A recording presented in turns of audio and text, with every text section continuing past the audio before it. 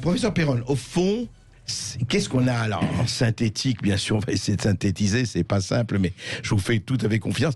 Ces vaccins, c'est quoi exactement les 3 vaccins qui nous sont présentés aujourd'hui? Il y a 3 grandes catégories de vaccins.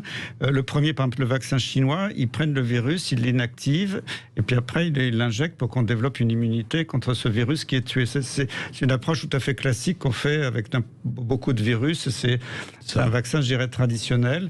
Et moi, s'il est bien toléré, j'ai pas du tout d'état d'âme avec ce type de vaccin. D'accord. Après, il y a un deuxième type de vaccin où on va mettre le coronavirus à l'intérieur d'un adénovirus, c'est-à-dire un virus qui est assez courant en pathologie humaine. Mais là, on va prendre des adénovirus qui sont pas forcément de l'homme, puisque sinon l'homme rejetterait ces adénovirus. On va prendre un adénovirus du singe, que j'ai pas tout suivi les détails, mais enfin, il y a quand même une manipulation génétique entre un adénovirus et un coronavirus pour vous faire développer une immunité, donc c'est déjà plus compliqué. On a moins de certitude sur la tolérance de ce type de vaccin, donc il faut avoir beaucoup de recul pour être sûr que ce soit une bonne idée. Ouais. Et après, alors il y a un troisième groupe dit de vaccins, mais alors là c'est pas du tout des vaccins, c'est là je dis il y a supercherie, c'est le vaccin par exemple de Moderna, de Pfizer, c'est non c'est pas les vaccins, c'est des produits de thérapie génique à ARN, c'est-à-dire que c'est pas des vaccins, c'est de la thérapie génique. Ça veut dire quoi la thérapie génique? Alors, on vous inocule pas du tout le virus ni des fragments de virus. Ah oui, d'accord. On vous dit aucun fragment. On vous inocule un ARN dit messager qui va faire que vos cellules vont coder pour des morceaux du coronavirus.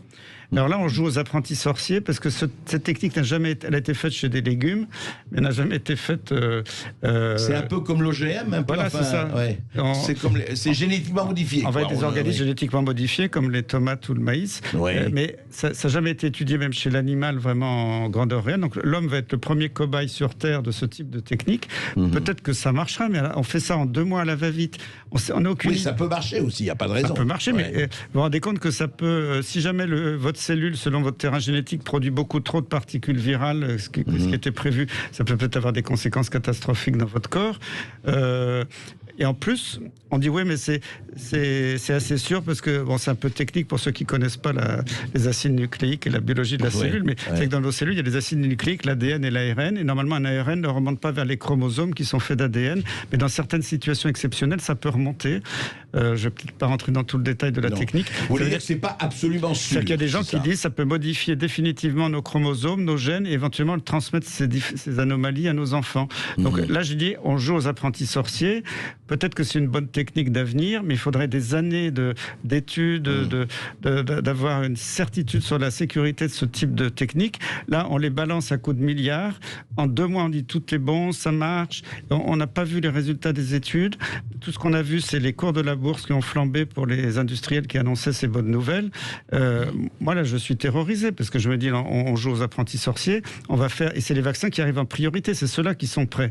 On va nous faire de la thérapie génique. C'est pas les vaccins chinois qui arrivent en priorité. Ah non, pas du tout. Ouais. Et on va nous faire de la thérapie génique déguisée, alors que normalement ça devrait répondre à des lois très précises, à un encadrement, en nous faisant croire que c'est un vaccin.